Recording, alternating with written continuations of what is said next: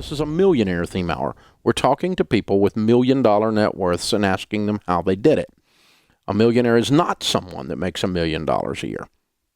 A millionaire is someone that has a net worth of $1 million or more. A net worth is defined as your assets minus your liabilities. What you own minus what you owe equals at least $1 million.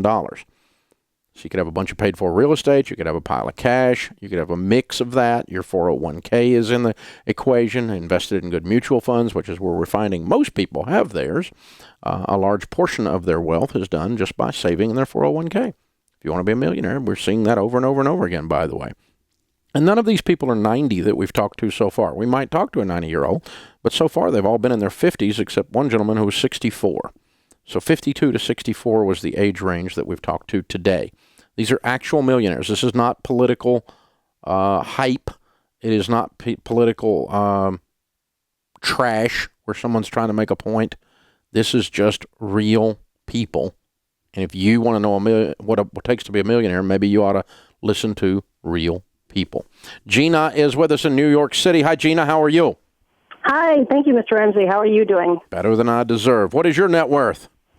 $1.6 million, sir. Awesome. Very way to go. And what is that invested in? What's the breakdown? It's about $750,000 in our home. Mm-hmm. About $500,000 in our business and business property. Mm-hmm. $360,000 in retirement, and the rest in college savings, emergency fund. Gotcha. Household money. How old are you? I'm 52. My husband is 48. Okay. And how much of this $1.6 million did you inherit? We were actually blessed to get $100,000 of it from John's dad when he passed away, which we used to put towards the debt on the business property. Okay. How long ago was that? About 4 years ago. Okay. So basically you were millionaires before then. Yes, sir. Okay. But it helped. All right. Now, I'll always take an extra 100. That's for sure. Okay. Your range of income during your working lifetime, your household income? 40 to now at about 160. Awesome. Very cool. And what is the career field? Well, I started off in the corporate world. I was actually a financial advisor for a while in the 401k field. Now I run a garage door business with my husband. Okay. All right. Very cool. He does all the hard work in the field, and I do everything else. Gotcha. Okay. And what are your degrees in? I have a 4-year business degree. Mm-hmm. My husband is a high school graduate who works incredibly hard and is incredibly honest, and that more than makes up for anything else. And it's paid off, obviously. Very well done. Absolutely. And what was your GPA in college? It was about a 3.6. 3.6. Okay, very cool. So how much of this money that you have, your net worth, is due to you borrowing money to invest? None of it. Okay. All right. Absolutely not a cent. Okay, you didn't borrow money to grow the business?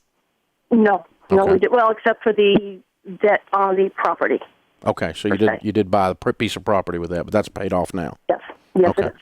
And what part does giving play in your financial plan all these years?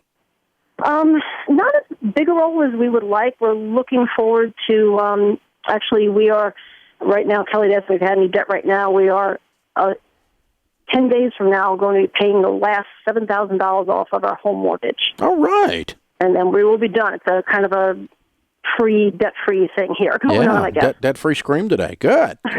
So what's the most expensive pair of jeans you all bought? You know, I guess in my 20s I must have bought a $50 pair of jeans. I don't really remember. In the last 30 years, $19. Okay. All right. And how many new cars did you buy before you had $1 million net worth?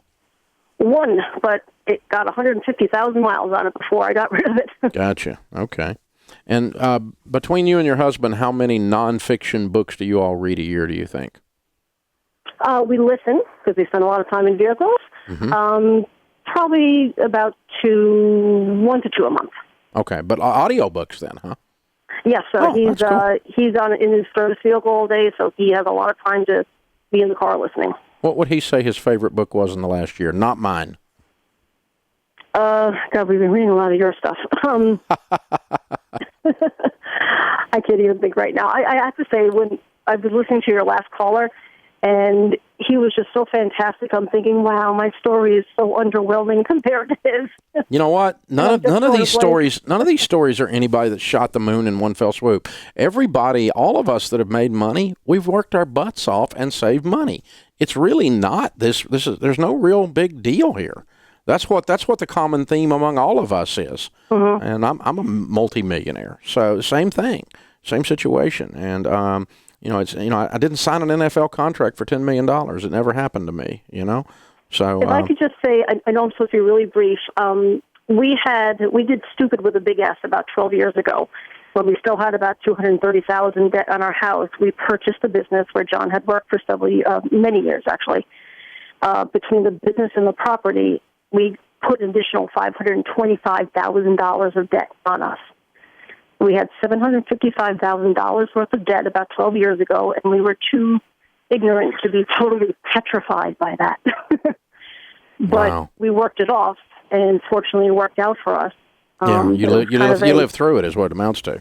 So, yeah. Most people have that dip as well in their story. So, very cool. Well, you're a great American hero, you and your husband. Thank you for owning your own business, running it, hard-working folk making this happen. $1.6 million in net worth. Good to talk to you, Gena. God bless.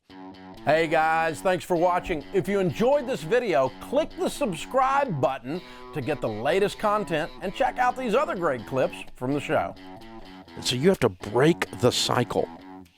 You have to flip this thing on its head and make it behave.